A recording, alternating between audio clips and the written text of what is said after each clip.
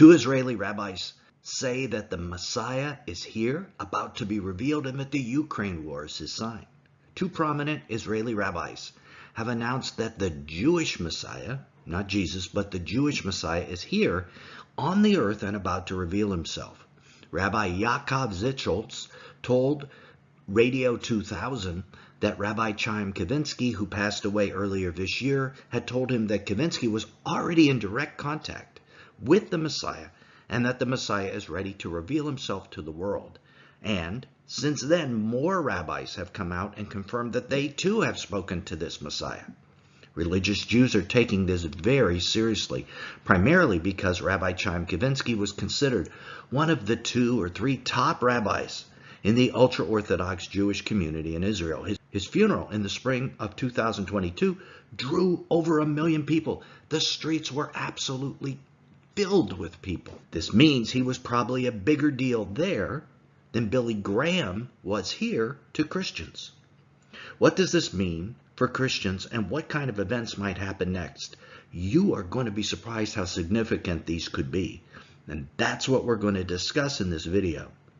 First, Christians already know that the Messiah of Israel has already come 2,000 years ago in the person of Jesus, or Yeshua.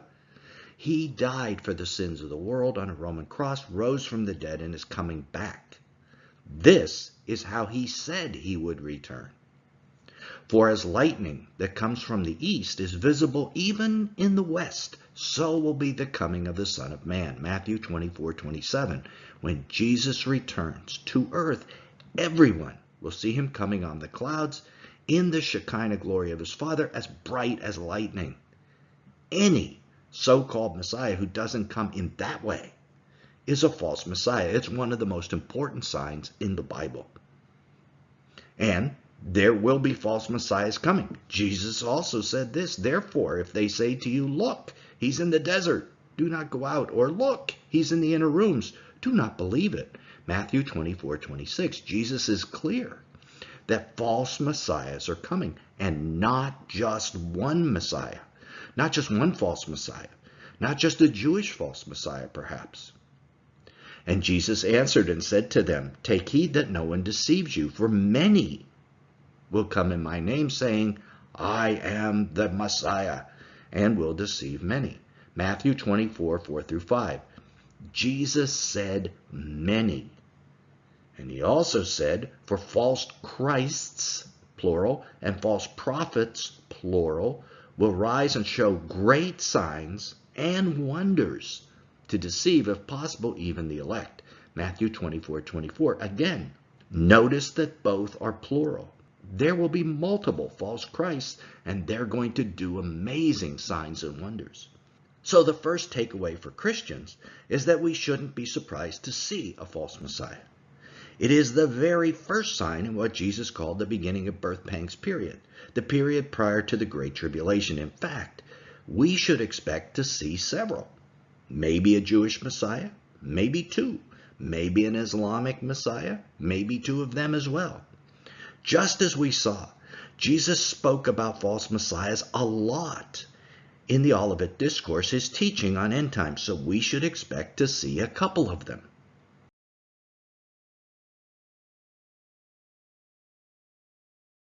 Is the Jewish Messiah coming this year, 2022 to 2023? Or has he already even been revealed? There's quite a few things happening right now surrounding this subject of the revealing of the Jewish Messiah. That's what I'm going to get into in this video. I'll cover a rabbi who says he's currently in conversations with the Messiah, then some Talmud prophecies that say that the Jewish Messiah is coming this year, and the Russian-Ukraine war proves that, and lastly, a candidate that looks like he's gaining prominence in Israel that points to him potentially rising to the level of prominence that we will need to see to fulfill the prophecies of the false prophet and the Antichrist.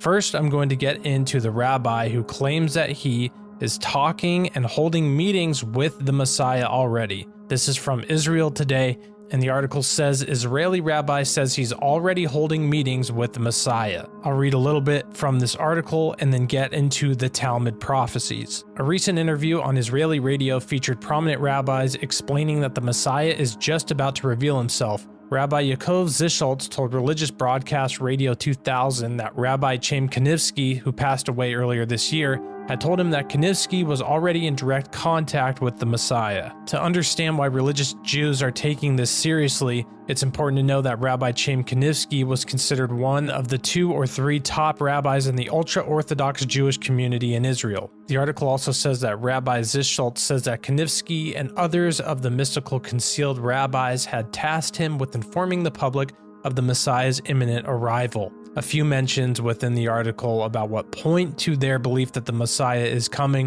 One is it says Rabbi Cook responded that when the Messiah arrives, the Sea of Galilee will be full. In a few weeks, the Sea of Galilee will be full for the first time since Rabbi Cook made this statement. Lastly, it says that a few rabbis from decades ago and some of Israel's most revered sages both predicted that Benjamin Netanyahu would be the state of Israel's last prime minister prior to the Messianic age. A great many, if not most, of the Orthodox Jews in Israel continue to believe that to be true, as Israel's last round of elections near November 1st of 2022, Netanyahu again looks poised for victory. So as we see many of the Jewish people's, the Orthodox Jewish people's beliefs of the coming Messiah are not just taken from what we Christians believe in the Old Testament prophecies that pointed to Jesus, but they have many of these other Talmud prophecies and some of these sages and these rabbis coming up with their own prophecies that point to a messianic age because they reject Jesus as the true Christ. And some of these prophecies are within the Talmud, which is a central text of rabbinical Judaism, and it's a primary source of religious law in Jewish theology. On March 31st, 2022, an article from Israel 365 News says Talmudic prophecy reveals Russia-Ukraine war indicates Messiah's arrival as early as 2022. I'll read the most important parts of this article that point to what the rabbi is claiming here. And it says that the rabbi explains that the nation of Israel will experience redemption in the 7th year of the sabbatical year, which we are in right now.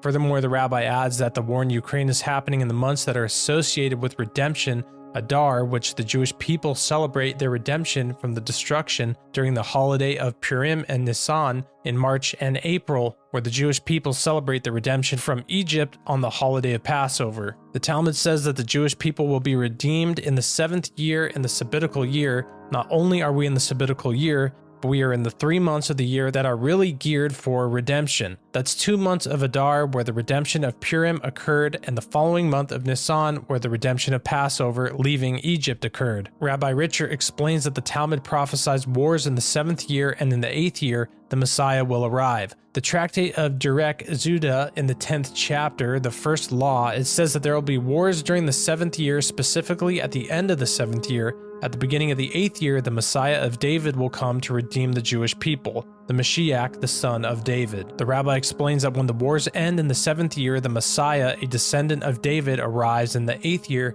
September 2022 to September 2023. Here's the last quote of this article. It says that in the 7th year there are wars, and that represents the beginning of redemption, and then the Messiah comes on the eve of the 7th year. So most of the commentaries say that there are, of course, 2 Messiahs. There's the Messiah, the son of Joseph, who fights the battles, who's the physical side of the redemption of the Jewish people, and that happens during the 7th year, wars, etc. And then after the 7th year is over, the beginning of the 8th year, that is the Messiah of David. That's the first time that I've ever heard a reference to the Jewish people expecting or believing in 2 coming Messiahs, but isn't that interesting with what we know from Bible prophecy of the Antichrist and the false prophet? Also worth noting, another rabbi claims in his book, Elim, when you see the nations inciting one another, challenging one another, threatening one another, be prepared for Mashiach. Very similar to what we hear and what we know from the words of Jesus in Matthew 24. In the end, there will be wars and rumors of wars, but see that you're not troubled, for the end is not yet, and these things must come to pass. Then the Antichrist comes. That's the guideline we have in the New Testament. Wars, rumors of wars, Antichrist. What we're hearing here from the law and the tradition of the Jewish people, according to the Talmud, it's wars and rumors of wars, then Messiah.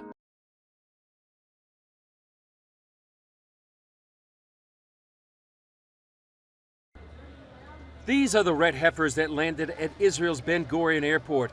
Rabbis believe the ashes of a red heifer are necessary for purifying priests to serve in a future temple.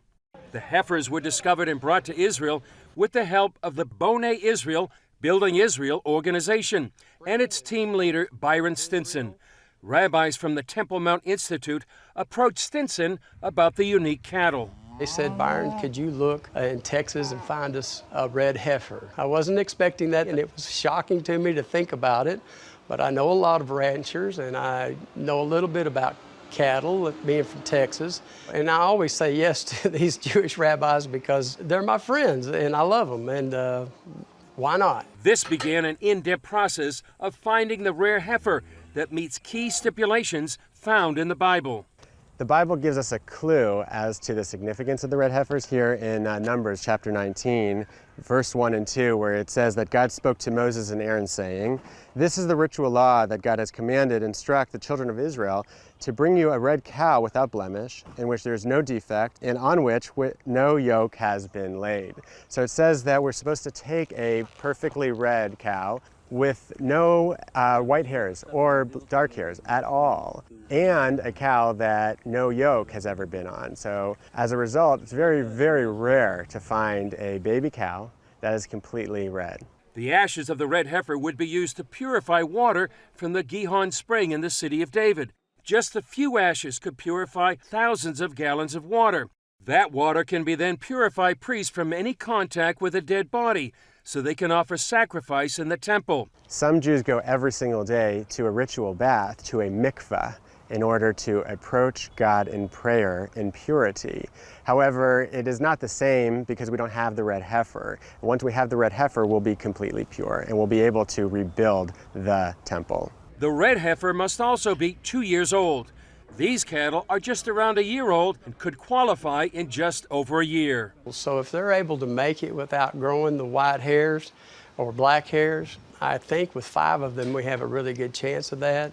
Then they will be the first one in 2,000 years. The Jewish sage Maimonides from the 12th century said throughout the first and second temples there were 9 red heifers.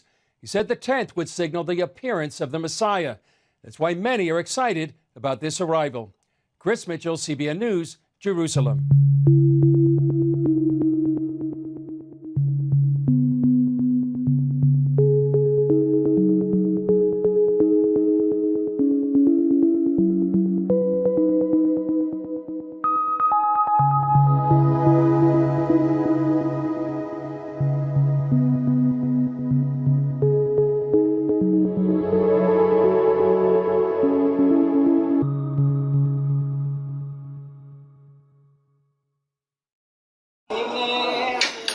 Wow, these look like the finest red heifers from around the world.